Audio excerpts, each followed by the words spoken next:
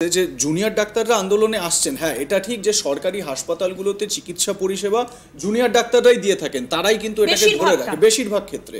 কিন্তু এই মুহূর্তে আন্দোলনের যা গতি, তাতে করে সিনিয়র ডক্টর যারা রয়েছেন তারা কিন্তু সার্ভিস দিচ্ছেন এবং আমার মনে হয় যে চিকিৎসা পরিষেবা যে পুরোপুরি ব্যাহত হয়ে গেছে এরকম হয়তো নয়, কিন্তু আউটডোরের পরিষেবাগুলো অনেক ক্ষেত্রে ব্যাহত হচ্ছে। তুমি যেই জায়গাটা বলার চেষ্টা করলে, আমি আমাদের দর্শকদের এটা বলে রাখি, মানে আজ তাক বাংলাতেও আপনারা এই ভিডিওটি দেখতে পারবেন, যেখানে একজন বৃদ্ধ মহিলা, তাকে বিজেপির একটি মিছিলে আনা হচ্ছে, তার হাতে গেরুয়া ঝান্ডা এবং মাথায় গেরুয়া টুপি।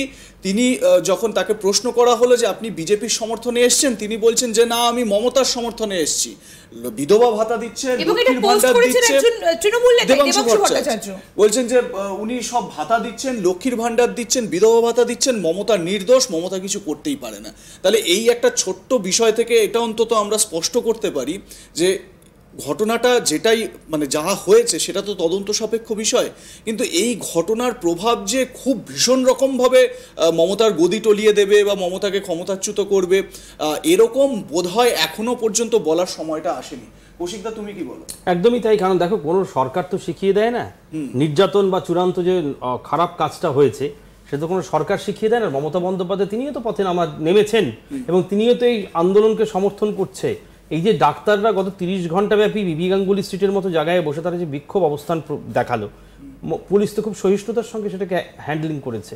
এবং এটা তো ডাক্তারদের অনেকেই বলছে যে এত কিছুর পরেও কেন চিকিৎসা ব্যবস্থা স্বাভাবিক হচ্ছে না। এই যে আরজিকর হাসপাতাল, এই হাসপাতালটার উপরে উত্তর 24 পরগনা, দক্ষিণ 24 পরগনা, গোটা কলকাতা, নদী পেরিয়ে বাংলাদেশ, হাওড়া, হুগলি, 5-6টা জেলা নির্ভরশীল। সেখানে তুমি যদি এখন যাও, গেলে দেখবে সিংহভাগ ইনফ্রাস্ট্রাকচার ভেঙে পড়েছে, এমার্জেন্সিটা পুরো তছনছ হয়ে গেছে।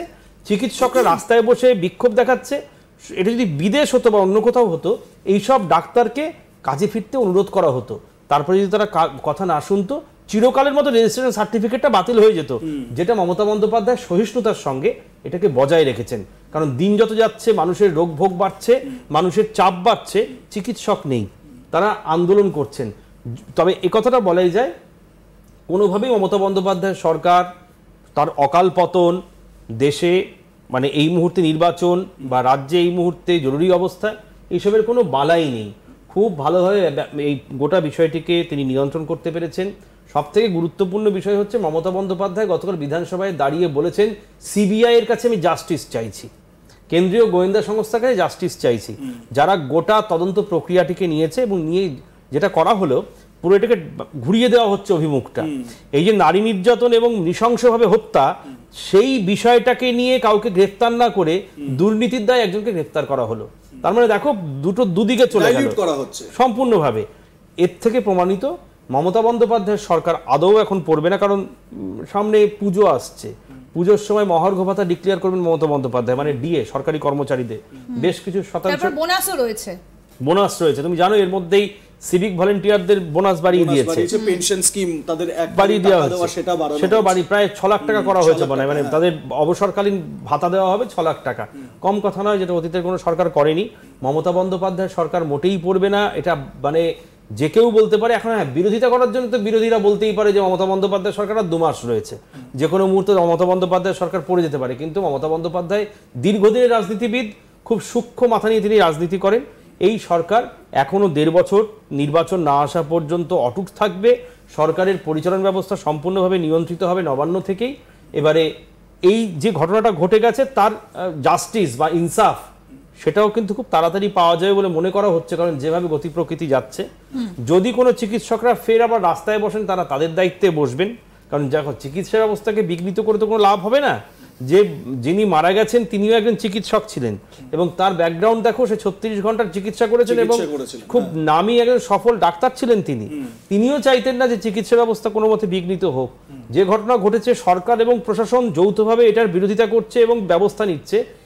চিকিৎসকদেরও মনে করতে হবে, তারাও চিকিৎসা না করে 30 ঘন্টা রাস্তায় পড়ে থেকে কী লাভ হলো।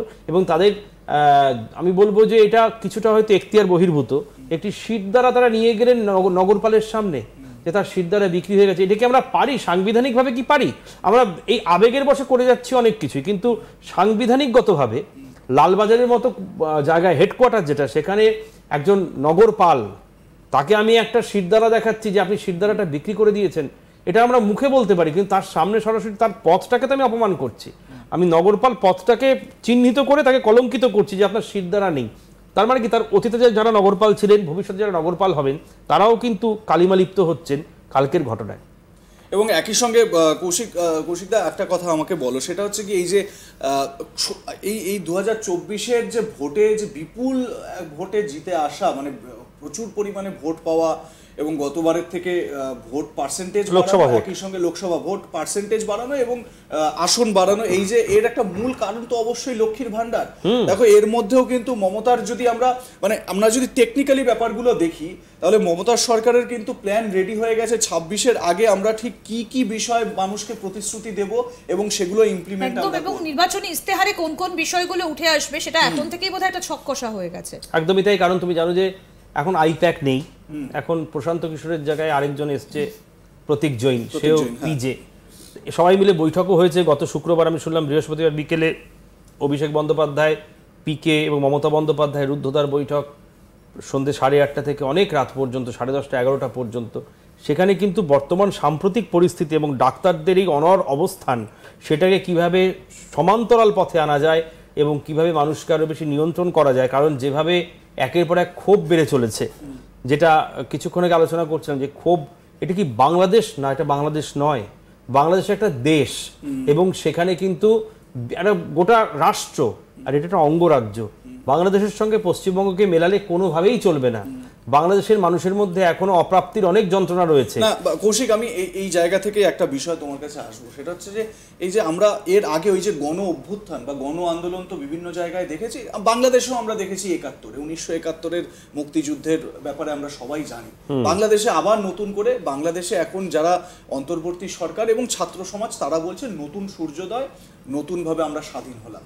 শুধু বাংলাদেশ নয়, আমরা এর আগে যদি মিশরে দেখি, ইজিপ্টে আমরা এইরকম এবং লিবিয়াতেও যদি দেখি, লিবিয়া, সিরিয়া, মুয়াম্মার গাদ্দাফি থেকে শুরু করে হোসনি মুবারক, সাদ্দাম হুসেন, প্রত্যেকটা ক্ষেত্রেই আমরা দেখেছি ডিকটেটরশিপ কিন্তু বেশি দিন রাজ করতে পারেনি, ফল হয়েছে। এই ডিকটেটরশিপ যাতে রাজ করতে না পারে তার জন্য ফরাসি বিপ্লব হয়েছিল, সেটাও আমরা দেখেছি ইতিহাসে, পতনও হয়েছিল। কিন্তু পশ্চিমবঙ্গের ক্ষেত্রে কিন্তু এটা হওয়া সম্ভব নয়। এই কারণেই সম্ভব নয়। আমরা যে মধ্যযুগের কথা বলছি, এটা কিন্তু আমরা অনেকটা এগিয়ে এসেছি, এটা আমরা 2024 সাল। একটা বিষয়, লাভলি মৈত্রের যে বক্তব্য, তিনি প্রকাশ্যে এই সময় দাঁড়িয়ে যেটা বলছেন, ডাক্তাররা কসাই হয়ে গেছে। এই মুহূর্তে দাঁড়িয়ে তৃণমূল সরকারের একজন বিধায়কের এই ধরনের বক্তব্য, বা কাঞ্চন মল্লিক, তিনি একজন বিধায়ক, তিনি যেটা বলছেন যে টাকাগুলো নিচ্ছেন তো, ভাতাটা নিচ্ছেন তো, এই ধরনের বোনাস, এই ধরনের বক্তব্যগুলো কিন্তু একেবারে অভিপ্রেত নয়।